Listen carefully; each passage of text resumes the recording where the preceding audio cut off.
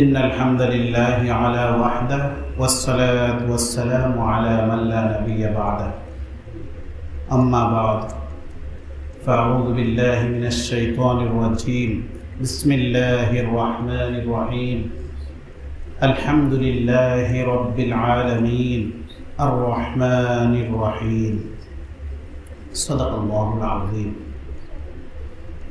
محترم حاضرين মুসলিম কিরাম মহান রব্বুল আলামিনের দরবারে শুকরিয়া জ্ঞাপন করি যে আজকে পবিত্র রমজানুল মুবারকের প্রথম রজনী আজকে 1446 হিজরির 2025 ইংরেজি সনের প্রথম রমজানুল মুবারক আজকে শুরু হলো।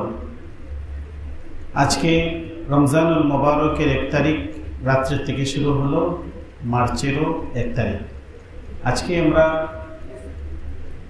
খতমে তারাবির মাধ্যমে আমাদের রমজানুল মুবারকের আনুষ্ঠানিকতা আজকে শুরু হবে।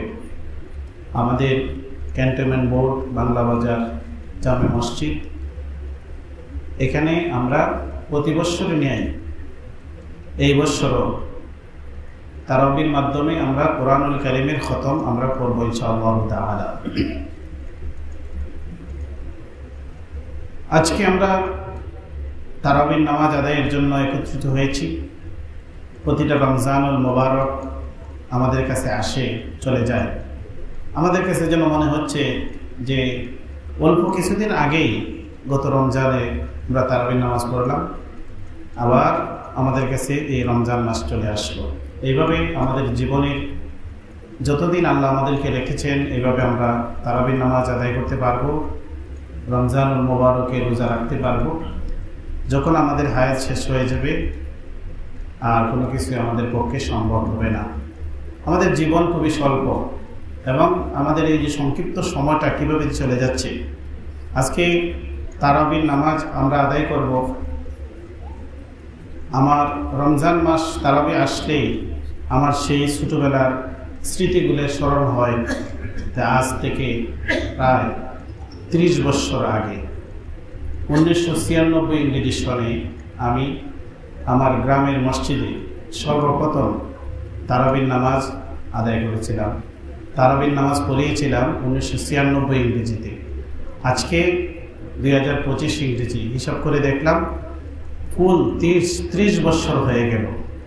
এই যে 30টা বছর অতিবাহিত হয়ে গেল, আমার কাছে মনে হচ্ছে যেন সেই দিনের ঘটনা, সেই দিনের গল্প যে আমরা হিফজ শেষ করে বাড়িতে এসেছিলাম। গ্রামবাসী বলছিল যে তোমাদের পিছনে আমরা তারাবি পড়তে চাই।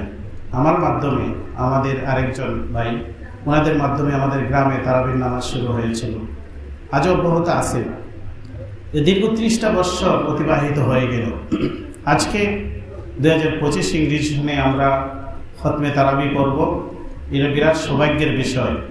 আমরা চেষ্টা করব প্রতিদিন যেন আমরা তারাবির নামাজে অংশ নিতে পারি এবং শেষ পর্যন্ত যেন আমরা খতমে অংশ নিতে পারি।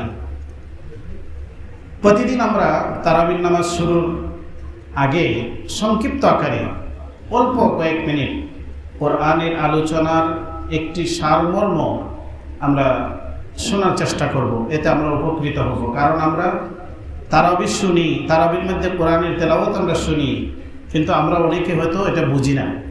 এই জন্য অল্প হলেও 1-2 আয়াতের সারমর্ম যদি আমরা আগে বুঝতে পারি, শুনতে পারি, তাহলেও এটা আমাদের জন্য রহমত হয়ে দাঁড়াবে। এটাও আমাদের জন্য জীবনের একটি বিরাট অভিজ্ঞতা হবে। এই জন্য আমরা আজকে কোরআনুল কারীমের শুরু থেকে 1 নম্বর পারা, প্রথম পারা এবং দ্বিতীয় পারার প্রথমার্ধ 1.5 পারা তেলাওয়াত করা হবে। এভাবে 6 দিন পর্যন্ত আমাদের তেলাওয়াত চলবে 1.5 পারা করে। এরপরে 1 পারা করে 27 তারিখে গিয়ে, 27 রমজানে গিয়ে আমাদের খতম শেষ হবে। আজকে 1.5 পারা তেলাওয়াত করা হবে। এর মধ্যে 2টি সূরা রয়েছে। প্রথম হচ্ছে সূরা আল ফাতিহা, দ্বিতীয়ত হচ্ছে সূরা আল বাকারা। সূরা বাকারা শেষ হবে না। তো সূরা আল ফাতিহা কোরআনুল কারীমের প্রথম সূরা। এই সূরাটি হচ্ছে কোরআনুল কারীমের ভূমিকা। কোরআনুল কারীমের মধ্যে আল্লাহ যা বলেছেন তার একটি সার সংক্ষেপ এই ভূমিকার মধ্যে সূরা ফাতিহার মধ্যে রয়েছে। আলহামদুলিল্লাহি রাব্বিল আলামিন। আমরা প্রথমেই আল্লাহর সমস্ত প্রশংসা মহান আল্লাহর জন্য, যিনি বিশ্বজাহানের প্রতিপালক, তার প্রতি আমরা এই প্রশংসা স্বীকৃতি দিই। এটা হচ্ছে তাওহীদের স্বীকৃতি। আল্লাহ যে বিশ্বজাহানের স্রষ্টা রব, এটার আমরা স্বীকৃতি দিই। এবং এই সূরার মধ্যে রয়েছে ইয়াকা না'বুদু ওয়া ইয়াকা নাস্তাঈন, যে আল্লাহ আমরা কেবল আপনারই ইবাদত করি আর আপনার কাছে আমরা সাহায্য চাই। আর আমরা আপনার কাছে সাহায্য চাই সিরাতাল মুস্তাকিম, ইহদিনাস সিরাতাল মুস্তাকিম। সিরাতে মুস্তাকিমে সরল সঠিক পথের দিশা আমরা চাই। সেটা আল্লাহর কাছে আমরা চেয়েছি, আল্লাহ আমাদেরকে দিয়ে দিয়েছেন। সেটা হচ্ছে সূরা আল বাকারা থেকে একবারে নাস পর্যন্ত যা আছে সবই সিরাতে মুস্তাকিমের বিস্তারিত বিবরণ।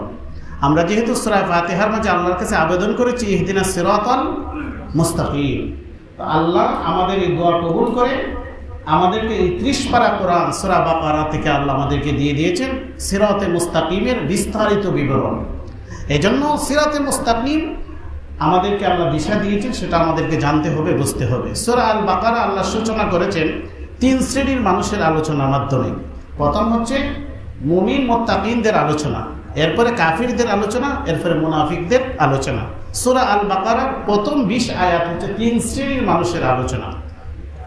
এক, মুত্তাকিদের আলোচনা, মুত্তাকিদের বৈশিষ্ট্য। আল্লাহ এখানে 5টি বৈশিষ্ট্য মুমিনদের মুত্তাকিদের আলোচনা করেছেন, কারণ এখানে আল্লাহ বলেছেন হুদাল্লিল মুত্তাকিন, মুত্তাকিনদের জন্য এই কিতাব হেদায়েতের গ্রন্থ।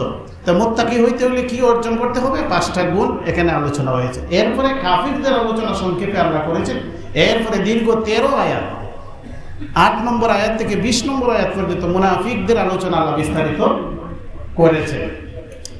তো আমরা আজকে যেহেতু সময় কম, সংক্ষিপ্ত আকারে এটা একটা ধারণা নিলাম। আগামীকাল থেকে বিস্তারিতভাবে আমরা সংক্ষিপ্ত 1-2টি আয়াতের আলোচনা করব। আল্লাহ আমাদের তৌফিক দান করুন। ওয়া আখিরু দাওয়ানা আলহামদুলিল্লাহি রাব্বিল আলামিন। মুসলিমরা আমরা দাঁড়িয়ে যাই, নামাজ এখানে শুরু হবে।